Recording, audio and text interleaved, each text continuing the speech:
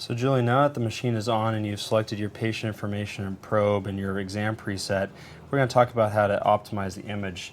Okay. So that, as you put down the transducer and you see whether it's too bright or too dark, and the gain level, you can look and see that you have the little knob right there that says gain and eye touch. As you turn it counterclockwise, it becomes darker, and when you turn it clockwise, it becomes brighter. You'll see that knob also, aside from saying gain, says eye touch. And so when you press that knob down, you'll see in the top right corner of the screen, eye touch appears in that list of some of your image qualities, such as your frequency, depth, gain, frame rate.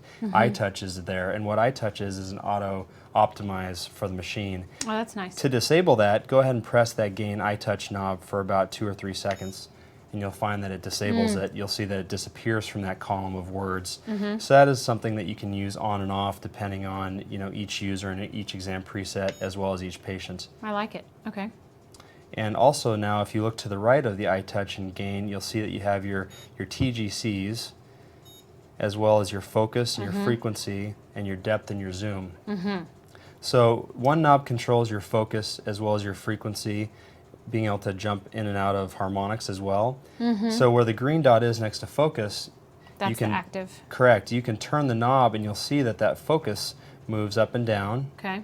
Now if you go ahead and press on that knob, you'll see that you go to your frequency and THI, which is your harmonics. Oh, right here. And in that list again on the screen, you see that harmonics, the frequency is at the top, and as you twist that knob, you go between your fundamental frequencies as well as your harmonic frequencies. Okay. And so once you find the frequency that you want to be at, then you can press the knob again to go back to focus, because that might be something that you use more often depending on what you're looking at. Correct. Yeah. So just below that knob, the second knob, you see depth and zoom.